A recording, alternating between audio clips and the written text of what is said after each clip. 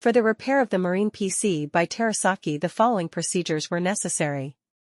Replacement of various electronic components and general cleanup of the unit. For testing, we use a 24 VDC power supply. When we connect the PC with the power supply, we see that the unit reacts and the monitor turns on.